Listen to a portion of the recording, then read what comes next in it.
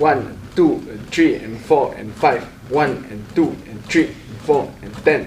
1, and 2, and 3, and 4, and 15. 1, and 2, and 3, and 4, and 20.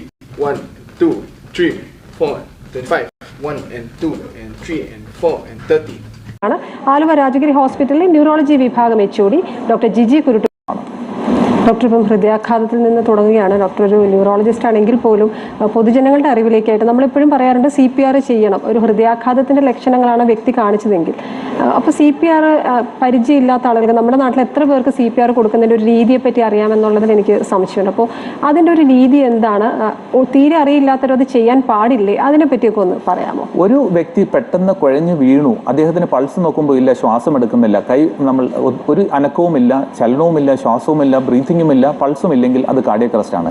ഇവിടെ നമുക്ക് ഒരു പെട്ടെന്ന് നമ്മൾ പലപ്പോഴും ചെയ്യുന്നത് ആ വ്യക്തിയെ ഉടനടി ഒരു ഓട്ടോറിക്ഷയിലോ അടുത്ത വണ്ടിയിലോ കയറ്റി ആശുപത്രിയിൽ കൊണ്ടുപോവുക എന്നുള്ളതാണ്. കാർഡിയക് അറസ്റ്റ് വന്ന ഒരു വ്യക്തിക്ക് ആശുപത്രിയിൽ ചെല്ലുന്നതിന് മുൻപ് തന്നെ അദ്ദേഹത്തിൻ്റെ തലച്ചോറിനെല്ലാം പൂർണ്ണമായി ക്ഷതം സംഭവിക്കുകയും ഇനി അത് റിവൈവ് ചെയ്താലും പലപ്പോഴും അതുകൊണ്ട് പ്രയോജനമില്ലാത്ത അവസ്ഥയിലുമാണ് വരുന്നത്. അപ്പോൾ ഏത് സ്ഥലത്ത് വെച്ച് ഒരു വ്യക്തിക്ക് കാർഡിയക് അറസ്റ്റ് വരുന്നോ അവിടെ വെച്ച് തന്നെ CPR കാർഡിയോ പൾമണറി റെസിസിറ്റേഷൻ ചെയ്യേണ്ടത് അത്യാവശ്യമാണ്. നമ്മുടെ ഈ കുട്ടികളെ വിദ്യാലയത്തിൽ പഠിപ്പിക്കേണ്ട ഏറ്റവും അത്യാവശ്യമുള്ള ഒരു കാര്യമാണ് CPR. എങ്ങനെ? കാരണം കുട്ടികളാണ് അല്ലെങ്കിൽ കോളേജിൽ പഠിക്കുന്ന വിദ്യാർത്ഥികളാണ് പലപ്പോഴും അവർ വീട്ടിലാർക്കെങ്കിലും കാർഡിയക് അറസ്റ്റ് വന്നാൽ പരിചരിക്കേണ്ടത്.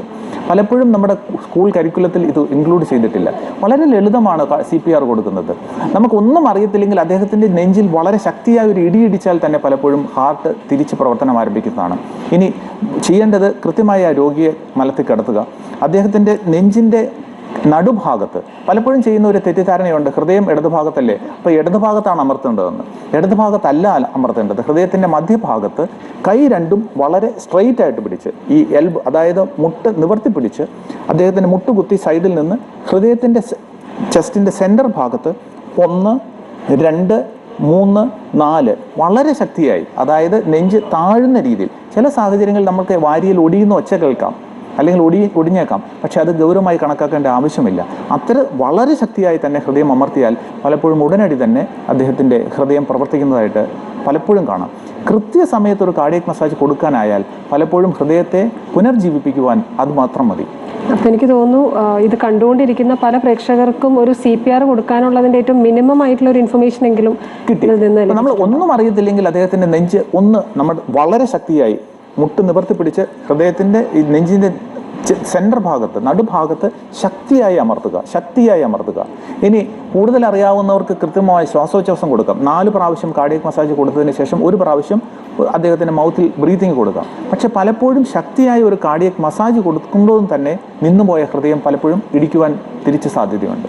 പാശ്ചാത്യ നാടുകളിലെല്ലാം പല പൊതുസ്ഥലങ്ങളിലും ഈ ഡീഫിബ്രില്ലേറ്റേഴ്സ് ഷോപ്പിംഗ് കോംപ്ലക്സിലെല്ലാം, ഇന്നിപ്പോൾ ചില ഷോപ്പിംഗ് മോളിലെല്ലാം അത് വെച്ചിട്ടുണ്ട്. പക്ഷെ പലപ്പോഴും നമുക്കത് പ്രവർത്തിപ്പിക്കേണ്ടത് എങ്ങനെയെന്ന് ഒരു അടിയന്തര ഘട്ടത്തിൽ അറിയത്തില്ല. അതുകൊണ്ട് തീർച്ചയായും വേണ്ടത് എല്ലാ കോളേജുകളിലും സ്കൂളിലും ഒരു CPR എങ്ങനെ കൊടുക്കാം എന്നുള്ളത് വിദ്യാർത്ഥികളെ അത്യാവശ്യം പഠിപ്പിക്കേണ്ടതാണ്. ഇതിനെപ്പറ്റിയുള്ള ലഘുലേഖകളോ അല്ലെങ്കിൽ വീഡിയോകളോ ഇന്ന് യൂട്യൂബിൽ വളരെയധികം ലഭിക്കുന്നുണ്ട്. അപ്പോൾ ഇത് ഇടയ്ക്കെല്ലാം കണ്ട് അറ്റ്ലീസ്റ്റ് നമ്മൾ പലപ്പോഴും വീട്ടിൽ തമാശ രൂപേണ ഞാൻ വീട്ടിൽ ചെയ്തിട്ടുണ്ട്. എനിക്ക് ഹാർട്ട് അറ്റാക്ക് വന്നു, എൻ്റെ മക്കളോടും ഭാര്യയോടും പറഞ്ഞു എങ്ങനെ CPR ചെയ്യാമെന്ന് കാണിക്കാൻ പറയും. ഞാൻ ഒരു പ്രാവശ്യം ചെയ്ത ഒരു തമാശ. അപ്പോൾ എല്ലാവരും തമാശയായിട്ട് എടുത്തു. പക്ഷേ നമ്മൾ കിടക്കുക, എനിക്ക് കാർഡിയക് അറസ്റ്റ് വന്നു എന്ന് അഭിനയിക്കുക, അവരോട് കാർഡിയക് മസാജ് തരുന്നത് കാണിപ്പിക്കുക. ഇത് എല്ലാ കുടുംബത്തിലും നമുക്ക് എടുപ്പെങ്കിലും ചെയ്യേണ്ടതാണ്. പലപ്പോഴും ഈ CPR കൃത്യമായി ചെയ്യാൻ അറിയാവുന്നത് കൊണ്ട് തന്നെ അച്ഛനെ രക്ഷപ്പെടുത്തിയ വളരെയധികം കഥകളുണ്ട്. മകള് CPR കൊടുത്ത് 15 മിനിറ്റോളം CPR കൊടുത്ത് ആശുപത്രിയിൽ കൊണ്ടുവന്ന് ആ വ്യക്തിയെ രക്ഷപ്പെടുത്തിയ കഥകളുണ്ട്. അപ്പം ഒരു മകനോ അച്ഛനോടോ അമ്മയോടോ ചെയ്യാവുന്ന ഏറ്റവും വലിയ ഒരു ഗിഫ്റ്റായിരിക്കും CPR പഠിക്കുക എന്നുള്ളത്. അത് പഠിച്ചാൽ മാത്രം പോരാ, ഇത് റിഹേഴ്സ് ചെയ്യുകയും വേണം. അപ്പോൾ കുടുംബത്തിൽ നമുക്ക് വർഷത്തിലോ അല്ലെ 6 മാസം കൂടുമ്പോൾ ഒരു CPR എങ്ങനെ കൊടുക്കാമെന്നുള്ളത് ഒരു തമാശ രൂപേണ വീട്ടിൽ നമ്മൾ ചെയ്ത് ശീലിക്കുന്നത് ആണ് ഏറ്റവും ഉത്തമമായിട്ടുള്ള ഇതിനൊരു സൊല്യൂഷൻ. അടിയന്തര സാഹചര്യത്തിൽ നമുക്ക് പ്രിപ്പയർഡ് ആണ്. നമ്മൾ ആ ഡ്രില്ല് നേരത്തെ ചെയ്താൽ അത് വീട്ടിൽ ചെയ്താൽ ഏറ്റവും എളുപ്പമാണ്.